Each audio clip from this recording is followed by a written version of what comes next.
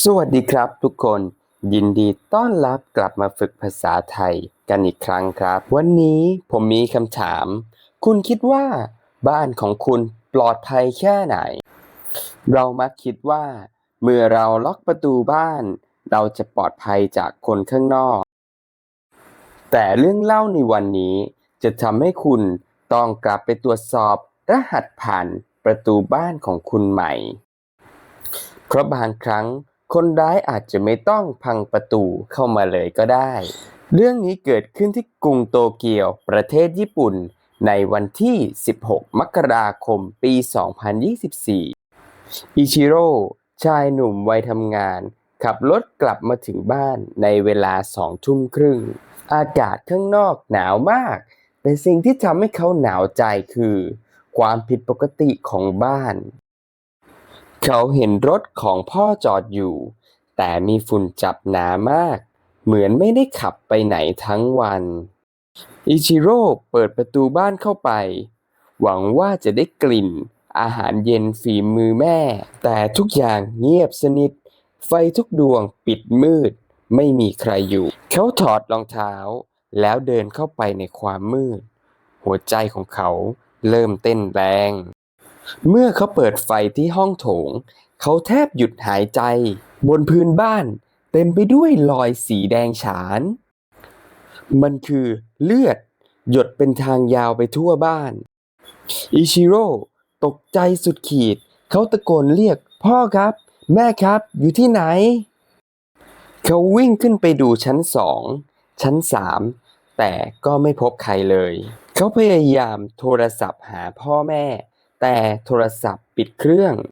เขาโทรไปที่ร้านอาหารของพ่อ พนักงานบอกว่าวันนี้คุณพ่อไม่มาที่ร้านเลย อิชิโร่รู้แล้วว่าต้องมีเรื่องร้ายแรงเกิดขึ้นแน่นอน ตำรวจมาถึงบ้านและเริ่มตรวจสอบที่เกิดเหตุทันที ตำรวจพบว่าไม่มีร่องรอยการงัดแงะที่ประตูหน้าต่าง คนร้ายเข้าบ้านมาได้อย่างง่ายดายเหมือนมีกุญแจหรือรู้รหัส ตำรวจเริ่มสงสัยในตัวอิชิโร่ทันที เพราะเขาเป็นคนเดียวที่เข้าออกบ้านและรู้รหัสผ่าน เพื่อนบ้านยังให้ข้อมูลว่าอิชิโร่ชอบทะเลาะกับพ่อแม่เรื่องเงินบ่อยๆ อิชิโร่พยายามปฏิเสธผมรักพ่อแม่ผมไม่ได้ทำ แต่สถานการณ์ของเขาดูแย่มากจนกระทั่งตำรวจดูกล้องวงจรปิดอีกครั้งกล้องวงจรปิดจับภาพคนแปลกหน้า2 คนในช่วงบ่ายผู้ชายคนหนึ่งและผู้หญิง1 คนใส่หน้ากากปิดบังใบหน้าพวกเขาเดินเข้าไปในบ้านและใช้เวลาอยู่ในนั้นหลายชั่วโมง ต่อมาพวกเขาเดินออกมาพร้อมกับถุงขยะสีดำใบใหญ่ ตำรวจรีบตามไปที่จุดทิ้งขยะและพบถุงใบนั้น เมื่อเปิดออกมา มันคือเสื้อผ้าที่ชุ่มไปด้วยเลือด ผลตรวจ DNA ยืนยันชัดเจนว่าเป็นเลือดของพ่อแม่อิชิโร่อิชิโร่ได้ดูภาพจากกล้องวงจรปิด เขาจำท่าทางของผู้หญิงคนนั้นได้ เขาพูดเสียงสั่นว่านั่นคือแฟนเก่าของผม เธอชื่อโมราเลสเป็นชาวต่างชาติที่เคยคบกับอิชิโร่เมื่อ3 ปีก่อน แต่ความรักของพวกเขาจบลงไม่สวยเพราะเรื่องเงิน โมราเลสยืมเงินอิชิโร่ไปเยอะมากและไม่ยอมคืน พ่อแม่ของอิชิโร่จึงสั่งให้เลิกคบและพยายามทวงเงินคืน สิ่งนี้สร้างความโกรธแค้นให้กับโมราเลสเป็นอย่างมาก เธอตกงานไม่มีเงินและโทษว่าเป็นความผิดของพ่อแม่อิชิโร่ เธอจึงวางแผนกับเพื่อนชายคนใหม่เพื่อกลับมาแก้แค้น คำถามคือเธอเข้าบ้านได้อย่างไร คำตอบมันน่าเศร้ามากครับ เพราะอิชิโร่เคยบอกรหัสผ่านประตูให้เธอรู้ แม้จะเลิกกันไปนานแล้ว แต่อิชิโร่ไม่เคยเปลี่ยนรหัสผ่าน วันนั้น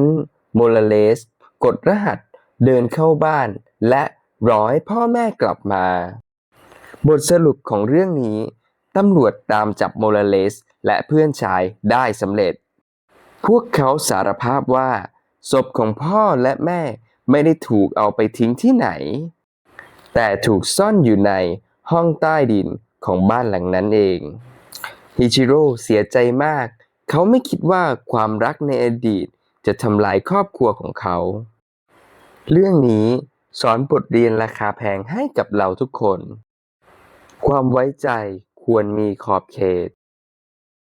รหัสผ่านเข้าบ้านกุญแจสำรองเป็นสิ่งที่ไม่ควรให้คนนอกรู้และเมื่อความสัมพันธ์จบลงอย่าลืมเปลี่ยนรหัสผ่านเพื่อความปลอดภัยของตัวคุณเองเพราะเราไม่เคยรู้เลยว่าคนที่เคยรักกันวันหนึ่งจะเปลี่ยนไปแค่ไหนเอาล่ะครับตอนนี้ได้เวลาทบทวนความเข้าใจกันแล้วผมมี2คำถามลองตอบกันดูนะครับคำถามที่1ใครคือคนร้ายตัวจริงและทำไมเธอถึงโกรธแค้นคำถามที่2คนร้ายเข้าไปในบ้านได้อย่างไรก็ปีนหน้าต่างขอกดรหัสผ่านลองพิมพ์คำตอบของคุณหรือแสดงความคิดเห็นเกี่ยวกับเรื่องนี้ในคอมเมนต์ได้เลยครับถ้าชอบคลิปนี้อย่าลืมกดไลค์กดติดตามเพื่อเป็นกำลังใจให้ผมด้วยนะครับแล้วพบกันใหม่ในเรื่องเล่าครั้งหน้าสำหรับวันนี้สวัสดีครับ